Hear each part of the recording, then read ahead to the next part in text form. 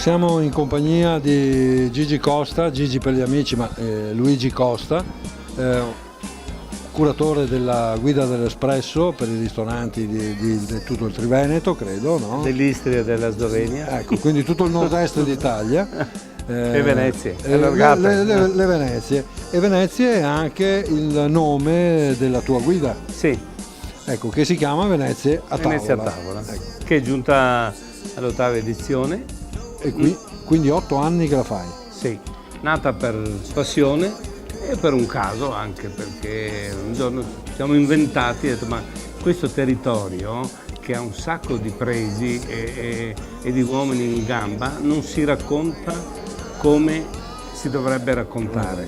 Io lo guardavo dal punto di vista strettamente gastronomico. Certo. E ho cercato di dare una mano in questo senso. Ecco, credo di aver reso un po' di giustizia a questa mancanza, visto che cerchiamo di promuovere sicuramente il settore della ristorazione, ma però al settore della ristorazione è collegato il mondo agricolo, della filiera dei prodotti agricoli, del vino. Infatti nella guida pian piano, non il primo anno, non il secondo, ma poi ai ristoranti abbiamo affiancato una selezione anno per anno di vini e una selezione di prodotti sempre della nostra terra e anche degli eventi gastronomici che succedono durante l'anno per promuovere il territorio. Ecco, ho visto che ci sono anche 4 birrifici.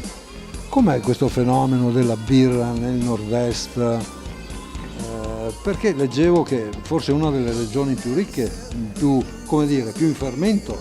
Sì, sicuramente sì. Noi non bisogna dimenticare la nostra storia anche lì, perché in Venezia ok, ma abbiamo avuto anche l'influenza dell'impero austro-ungarico, per cui la prima licenza di birra è stata rilasciata dall'imperatrice Maria Teresa d'Austria a Trieste, si chiamava Teresiana la birra, per cui qualcosa è rimasto dentro nel nostro DNA, per cui abbiamo dato spazio anche alle birre, perché c'è stato un grosso fermento soprattutto da parte di giovani che si sono inventati, devo dire, un mestiere. Il mestiere c'era già, se lo sono inventati perché hanno studiato e si sono impegnati per fare queste birre e le fanno molto bene. Un primo che io ho scoperto personalmente, per esempio, sono ragazzi di montagna come quello che abbiamo visto poco fa, che da Arozzo e da Roana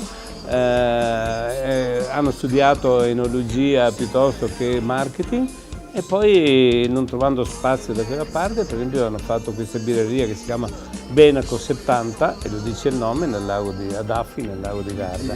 E poi ce ne sono molti altri. Quindi bravi. birre e pizzerie, perché anche le pizzerie vedo che hanno... Un altro settore della ristorazione che è cresciuto molto dal punto di vista della qualità, perché non dimentichiamo che una delle prime pizzerie con lievito madre, eccetera, e l'abbiamo qua in Veneto, no? San Bonifacio, i Tilli, poi Saporè e via via. Questi hanno perché, mi pare, anche, il perché dove siamo qua, che infatti è una delle eventi che abbiamo selezionato quest'anno, perché stanno facendo crescere molto la qualità e il livello di questo settore, pur mantenendo tutto sommato dei prezzi che sono sicuramente economici e accettabili per tutti.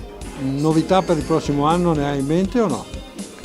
Beh, le novità dal punto di vista editoriale, no, lo schema è questo. Speriamo di trovare le novità lungo le strade, visto che noi facciamo i cronisti, cioè scoprire talenti giovani sia nei ristoranti sia nel mondo agricolo, che ce ne sono. C'è un ritorno graduale, lento e graduale, però a riprodurre dei prodotti magari dimenticati ma di grande valore, e cerchiamo di dare spazio. Senti, se un cittadino normale, non espertissimo, volesse segnalarti qualcosa, dove ti trova in internet?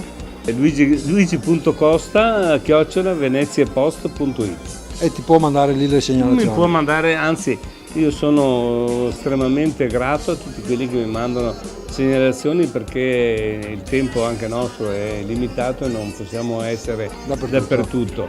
E poi la guida ha anche un sito, Venezia a tavola, probabilmente anche lì c'è l'aggancio e il modo.